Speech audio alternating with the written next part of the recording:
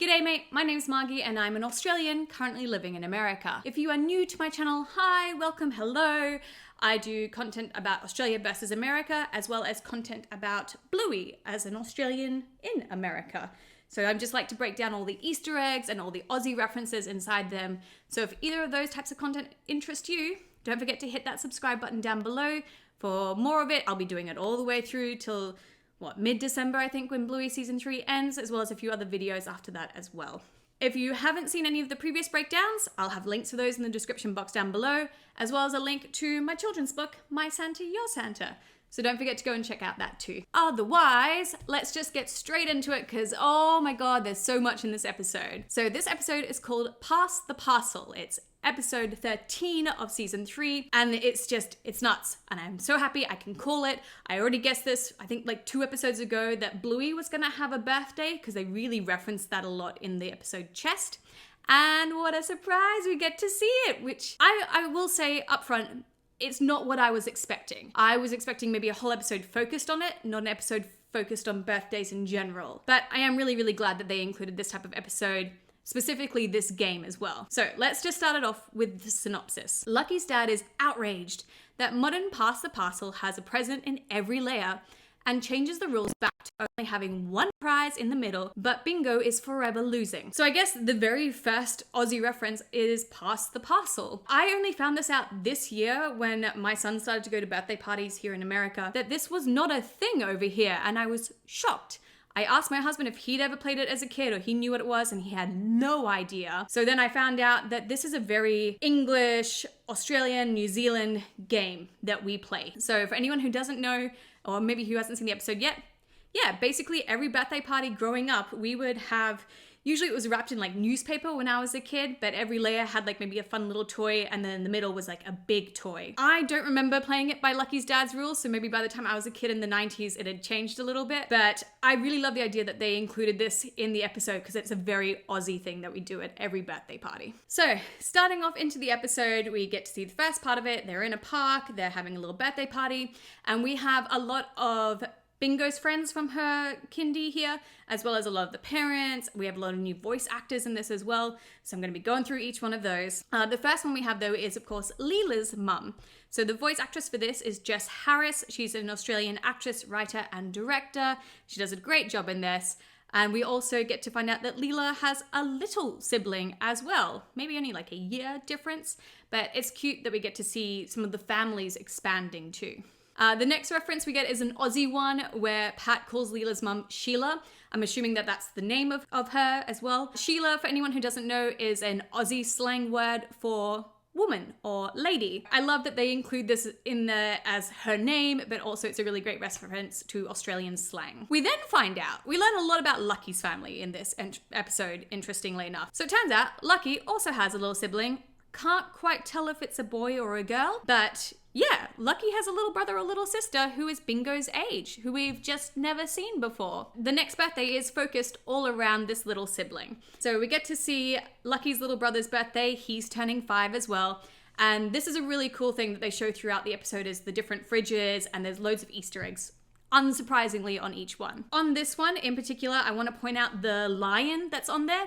That's the logo for the Brisbane Lions, which is the AFL team. I'm interested that they actually use the AFL team, considering that rugby is more popular in Queensland than AFL is, but we know Lucky's family is huge into sports, so I'm guessing that's why they have it on there. And we can see they're huge into sports because we can see Lucky's little brother there playing cricket and playing football as well. In our next scene, we get our next voice actor, which is Janelle. We finally get to see Lucky's mum. We get the picture in the background of the whole family there, but this is the first time we've ever seen her, the first time we've ever heard her as well. So her voice actress is Anna Daniels. She's an Aussie author, comedian, and radio producer as well. So this was just really cool. We haven't seen her in 2 seasons so far. There's maybe a bit of a theory about this, but maybe they're a blended family and she's a stepmom instead. I'm gonna do a whole theory video about that later on, but yeah, that's a possible idea as to why we haven't seen her before. Or Lucky's little brother. The next reference we get is from Pat. He's saying, "I'm putting my foot down, Janelle. We're raising a nation of Scribz." Now, at first, for anyone who's not Australian, you probably thought Scribz as in Harry Potter, not magical, things like that. But Scribz is actually an Aussie slang term for someone who is cowardly. So basically Pat's saying we're not raising a nation of cowards or people who are weak. You know, he wants them to be strong and to know that they can't always win.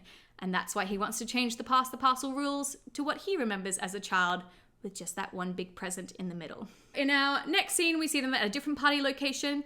Some of these locations were very easy to guess for where they are in Brisbane, some of them not so much. So unfortunately, I couldn't guess where this one was from, but we do get to see just a couple of like slightly different characters in this one as well as different mums. So we got Missy and her mum here in this one. And in the background, of course, we get to see Lucky, so it's cute to see that, you know, the older kids are there as well. We then get a reference to the age of the parents, basically. So Bandit yells out, "This isn't the 80s, Pat." So we can sort of use this to kind of guess that the parents are either in their late 30s or their early 40s, which is really interesting. It gives us also the idea that they're on the same timeline as us. So maybe Bluey is just in an alternate universe, but on the same timeline. Unfortunately, things backfire for Pat, and we see all the little dogs being really upset. They're howling like they are dogs and they're really sad. So we've seen this happen a few times with the younger kids where they act more like dogs. So this was really cool. Again, shout out to that. So the next big thing we see is the Australian money, or the dollar bucks as we call it in the Blueyverse. So we see both the $5 and the $20 in this. So I just want to sort of point out some of the Aussie references. The $5 note at the front of it here in Australia, it's usually Queen Elizabeth. On this one, we see it's a corgi with pearls. Queen Elizabeth loves corgis. She has a whole heap of them. Again, the pearl necklace sort of suggesting like, you know, royalty in a way. So it's really cool that they matched those two together. We then see the back of the $5 note as well with a bird and some flowers on a branch. That is a reference to the Eastern Spinebill as well as to the prickly mosses, which are both also on our $5 note too in real life. We then get to see the $20 note. If we zoom in really close to that, we can see that it also has like a dog on it with like a collared suit on. That matches our $20 note as well. So that person is Charles Kingsford Smith. He was originally from Brisbane, just like Bluey is in Brisbane, but he was an Australian aviator. We then get a really funny, again, Aussie slang reference from Pat saying, "Oh boy, she'll be right." "She'll be right" is a really popular saying in Australia for everything will be okay, things will be all right, not to worry, basically. So she'll be right, again, cool Aussie slang reference. So as we move on from Lucky's little brother's birthday, we get to see Jasper's birthday party invitation as the next birthday. There is one issue with this, is the timeline. So on this one, it says the 14th of December. On another one later on, we'll see that it's in November. So the timeline's a little bit wonky on this, but you know, that's just probably a small mistake. Some of the Easter eggs though that we do see on this one is the whole background of this is like stars and planets. That's going to match up with where Jasper has his party. We get a little sort of green dinosaur Godzilla reference, I'm thinking, as well as we get a cat with a sword. My first thoughts here was that it is a Puss in Boots reference, but if anyone knows of it being anything else a little bit more accurate, please let me know in those comments down below. And then we also get, you know, up the top there, a funny magnet about Roy's mowing, and it's a dog and a mowing service. So I think that's really funny. It's not really a reference to anything in Brisbane in particular. So then our next new character and voice actor is Jaspers Mom. So she is voiced by Adele Vuko, who is an Australian actress. She does a fantastic job in this. We also get to see a few other Easter eggs. So our tennis balls, we've got 2 of them on the table there. And then of course we see Jasper holding his prize still from the previous Pass the Parcel at Lucky's little brother's birthday. So they really put an emphasis on this, on how much the kids love this prize. So this is one of the first times that we will see it again. In the background there as well, there's like a little red truck, maybe like a Postman Pat reference, I think. But then we go in and we can see where the next location is. Now, this place I think is the Inflatable World, which is in Brisbane. We can see from on the Jasper's like invitation card that it looks like it says Inflatable World as well. So I think that this is pretty much a 1-for-1 location of, we can say this is where they had the party. And again, as I mentioned before, like the stars and the rockets kind of match up with Jasper's invite. We then get to see Missy winning the Pass the Parcel this time, where she wins the Aerocopter Botta. We're gonna see this toy again in multiple scenes after this. So our next birthday party then is Buddy's. He's turning 5. Again, on the fridge, loads of Easter eggs. We've got the chunky chimp Easter egg as a sticker or a magnet up there as well from the episode movies, as well as it's been in loads of other episodes too. We then have the big peanut. So we saw that in the episode Grey Nomads, so that's a really cool callback to that. And then on his actual invitation, we see a whale, and we see obviously lots of fishes and things like that. So we have a bit of an idea of where this is going to be. You can even see down the bottom, it sort of says something park with W's. We're pretty sure from the next scene we can tell that this is Wynnum Whale Park. And it matches up, it looks pretty much almost identical. So it's a great shout out to another Brisbane location. And again, we can see the 2 prizes we've had so far in the Pass the Parcel. So we've got Jaspers' prize there on the left and the Aerocopter with Missy's prize there on the right. So it's showing that the kids are like really starting to love this idea of Lucky's dad's version of Pass the Parcel. As we pan over to see the parents, I want to give a few little nods to Aussie food and drinks. So just behind Pat and Janelle, you can see like bread with like little coloured sprinkles on it. This is fairy bread, a very typical Aussie delight that we have at every single birthday party. It's basically just white bread with butter and hundreds and thousands sprinkled on top. It's a classic and a favorite and super easy to make. So we see it here as well as Bandit eating it later on in the car. And then the other reference I wanted to point out is the green drink you see there on the left. So this is what we call cordial in Australia. You put like that much of it into a cup, you add water to it, and it creates a drink. This would be like the lime one. I mentioned this because I noticed that the word cordial is used differently here in the States. I've seen it in like the liquor section, as well as for like other different things as well. Over here, people would call it Kool-Aid, and it's in like a whole, like it's like powder sometimes. It's in a whole different sort of container. So I just wanted to point out that small difference between Australia and America with cordial. So our next invite we get to see is Pom Poms invite. There's a couple little Easter eggs on this fridge as well, which is really cute. In the background picture there is her like surrounded by a lot of stuffed toys. There's a little avocado in there, which I think is really funny because Australians love their avocados. There's also a bird with a top hat. I couldn't figure out what this one was. So if you know, let me know in those comments down below. Otherwise, we also see a postcard there of the Sydney Opera House. So an awesome shout out to another location in Australia. And then we can also see the receipt that's on the fridge there for like almond milk, kale, something else. That big W on it is pretty indicative that it's from Woolworths, and that's one of our largest supermarket chains in Australia. So we then get to see inside of Pom Pom's apartment, and first thing, of course, you notice is the background scene. You can see the bridge there, which is the Story Bridge in Brisbane, as well as the Brisbane CBD. This basically places Pom Pom's house in either New Farm or like the edge of Fortitude Valley. Again, really cool to see Brisbane locations and like famous Brisbane architecture. We then move on to seeing Muffin's birthday party invitation.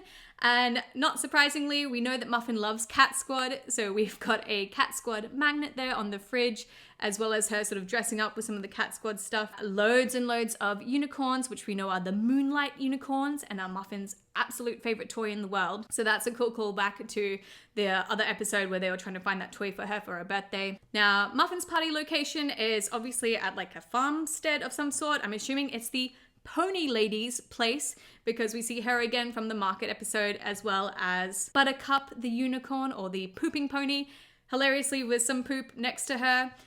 For those in America, this scene was deleted from the Disney Plus version where the unicorn poops and the kids freak out during the market scene and they run away. I don't know why it was deleted on Disney Plus. It seems really silly. It's just a funny joke, but it's one of the many scenes that were deleted from Disney Plus. But they've got it here as a reference, so at least we can see the poop with the pony. We also see a few other characters here. We see Juniper as well as her mum as well in the background there. We then get to see Missy's birthday card and her fridge. I love the idea that it's very tropical, almost very Hawaiian. Again, it matches sort of, she's having it in her house, which we can tell is in The Gap. So that's a suburb just a little bit further past where Bluey and them live. So again, cool shout out to a Brisbane location. And at her house, we see it's sort of that very like Hawaiian kind of tropical feel with the watermelons and the palm trees and like the little gazebo in the background there. The Pass the Parcel prize this time is a Chattermax. Wow, Missy's mum that's cruel. That's cruel to give Chattermax to someone else. But obviously a cool reference to Chattermax that we've seen in previous episodes at Bluey's house too. And then finally, we get to see Bluey's birthday invitation. This was a big thing referenced in the chest episode that Bluey was going to be turning 7 soon. And now we see it, legit. She has turned 7. This is her birthday card for her. We've got a whole heap of things going on in the fridge here. So for one, here's our long dog spotting. It's the magnet on the fridge. The other letters, of course, spell out blue for Bluey, blue healer. We then see a drawing of her and her dad. We've seen this style of drawing a lot of times before. In the actual invitation itself, we have a picture of Bluey from the beach episode, a picture of Bluey from the creek episode, a picture of Bluey from Baby Race, and then also Bluey just winning a swimming medal, which is really cool to see because we know that Bluey does love swimming. And then we also see on Bluey's invite her full name, Bluey Sea Healer. This is a big debate. What does that C stand for? What could her middle name be? Chili, you know, makes like the first obvious assumption, but I very much doubt that it's going to be Chili. So if you have any guesses as to what that C means, let me know in those comments down below. We then get to see the tennis ball in the picture in the background there, so that's our reference for another tennis ball Easter egg. And then Bluey's backyard for her birthday. Now it is interesting that in this one, compared to what we saw for Bingo's birthday, where it was like all of Bluey's friends and all of Bingo's friends, Bluey's obviously having a much smaller party this time round. Don't know why, maybe it's just the time of year that it is for her birthday. But we do get to see socks right in the background there, just next to her mum and dad. And then we have everyone else there just on the ground. Pat then gets to do the honors of the Pass the Parcel for this time. And it's quite cool. He chooses like a rock music song. I tried to pick what it sounded familiar to, but there's no real song that it matches up to, and there's nothing in the credits either.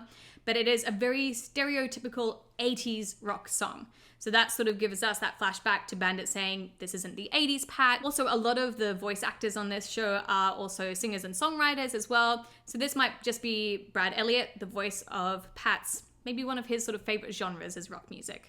And then that's it for this episode. There was so many scenes towards the end there with a massive montage. It was so cool to see all the different birthday parties, all the different Brisbane locations. Overall, I loved this episode. I thought it was fantastic. There was just so much in it.